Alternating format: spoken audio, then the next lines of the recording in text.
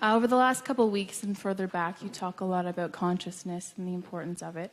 And I was hoping to get your opinion on an issue of consciousness that has often seen Christianity, among other groups, and politics kind of clash. So I'm hoping to get your views on the consciousness or lack thereof of a human fetus and how that's impacted your views on abortion, whatever they are, and any legislation surrounding that. Oh.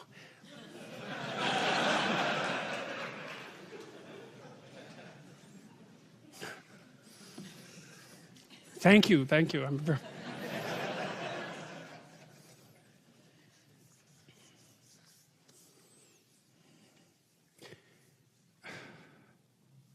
Okay, so the first question is, do I have an answer for that that's a good enough answer to actually reveal?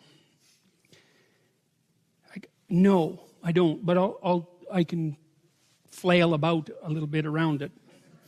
Abortion is clearly wrong. I don't think anybody debates that. You wouldn't recommend that someone that you love have one. Okay, now, having clarified that mere statement doesn't eliminate the complexity of the situation.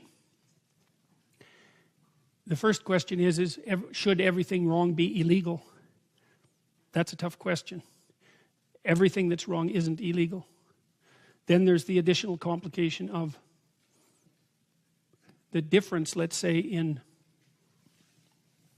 gravity regarding the problem in relationship to men and women. And we don't know how to deal with that. Having said that, I would say that it's actually the wrong question.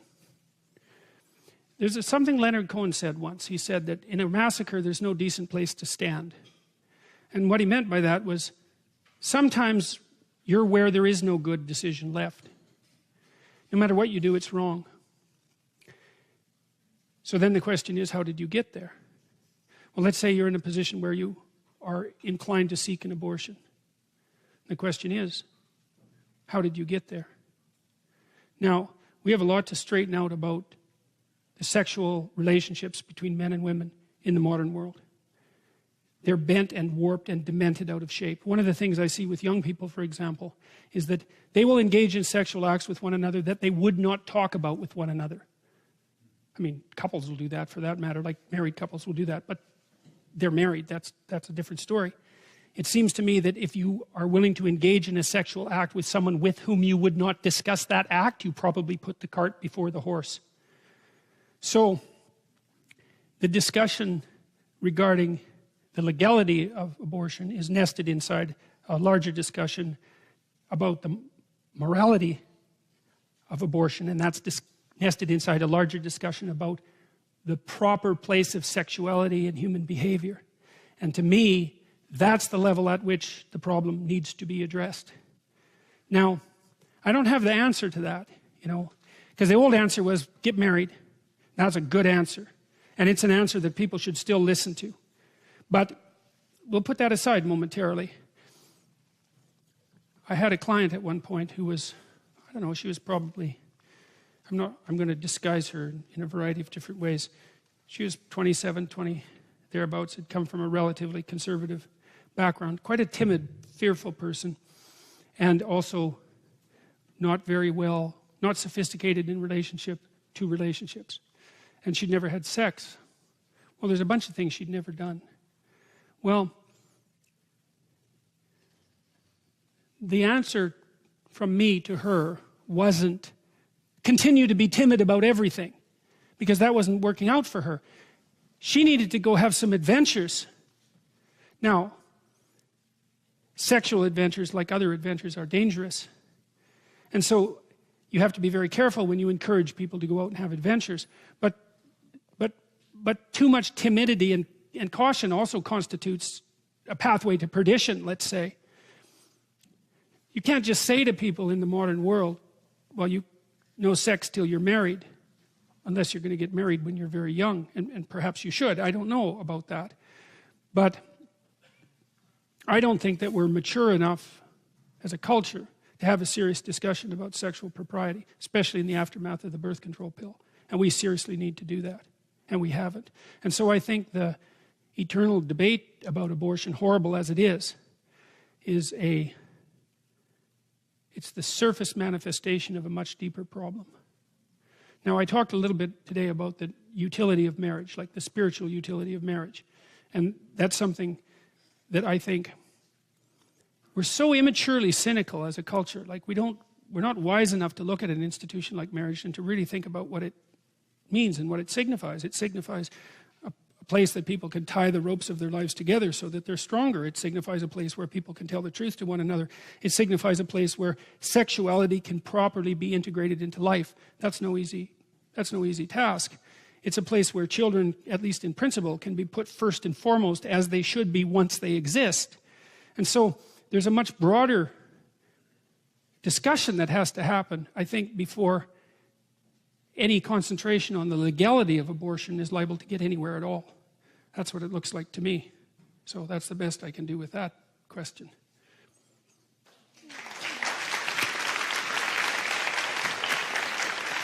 What do you make of the manosphere's claim that women's liberation has led to our weakened ability to pair bond, the breakdown of the institution of marriage, and sexual inequity in favor of alpha men? I guess probably I would say that to the degree that all of that is true, I wouldn't say that the women's liberation movement is what's done it, because I don't believe that the women's liberation movement is the primary driver of women's liberation. In fact, I think it's a secondary consequence of a far more radical biological revolution, and that's the invention of the birth control pill, right? Because the birth control pill essentially allowed females for the first time in evolutionary history to gain voluntary control over their reproductive function. And a tremendous amount of political upheaval followed in the aftermath of that. And, you know, people who were engaged in that political upheaval like to think about it as causal, because they like to think that their efforts, say, on agitating in favor of women's equal rights, it was actually the causal factor that produced the sociological transformation. But I think the evidence for that is extraordinarily weak, given the unbelievable magnitude of the birth control pill. So, with the birth control pill, women become more like men, much more like men. And also, it seems to be the case that women on the birth control pill don't like masculine men as much. There's studies showing that, for example, if you show women the face of the same man at different, or the same men at different phases of their ovulatory cycle, and all you do is widen the jaw or narrow the jaw of the men, that the women at the peak of their ovulation, where they're maximally fertile, like the wide-jawed men better, but when they're infertile, they like the narrow-jawed men better, and wider-jawed men have higher levels of testosterone, and the pill mimics infertility. And so, you know, we don't know what these radical biological hormonal transformations have done to the relationship between men and women. And you know, women too are trying to experiment with their new mode of being. It's like, well, now they're not destined at an early age to transform themselves into mothers, or to allow themselves to be transformed by nature into mothers, even though it's possible that they might be much happier if that happened. I'm not saying that that's necessarily the case, but there is good evidence that women's general level of unhappiness has increased since the early 1960s. What has been the consequence of that? Well, the first consequence was wild sexual experimentation. And why not? What would you expect? It's like all of a sudden reproduction's under control. Does that mean that women can be as promiscuous as men? Well, maybe that's what it means. We don't know. So that was part of the big 60s experiment, and it isn't obvious that went particularly well. It certainly led to the pornographication of our society, which I really think is actually quite dreadful. Maybe that's my innate prudishness, but I don't know. It seems to me that pornography demeans the participants as well as the viewers. There's something second-rate and furtive about it, and I think that everybody who engages in it knows that. It's a substitute for the real adventure of life. And I do think that it leads to a certain kind of, perhaps contempt. It leads to contempt, I would say. And that can't be a good thing. I mean, I don't ever think, and you guys can ask yourself this question, I mean, have you ever met anybody who finished masturbating and then was proud about it, and who stood up straighter because of it, and who felt that they'd really conquered life as a consequence. I mean, I just don't believe that that's the general post-masturbation feeling. I don't believe that. I believe that it's like it's something you do when you don't have the right thing to do, and it's an admission that you're a second-rate player, essentially, something like that. So the pornographication was a bad thing. The fact that, I mean, women's lives have been complicated too, I would say, by this transformation too, because it isn't easy now for women to decide that they want to make being a mother a primary focus of their life, because increasingly it's necessary for families to have two incomes. And I think the reason for that, there's two reasons for that. One is that when women started to flood into the labor market was approximately the same time that the market started to open to places like India and China, and working wages started to flatten. But then you also have the fact that if you double the labor pool by introducing women into it, perhaps you half the value of labor, and that maybe you do even worse than that. If women are more agreeable and more likely to work part-time and more willing to take lesser hours and lower pay, which seems to be the case, then maybe you flatten the labor market even more.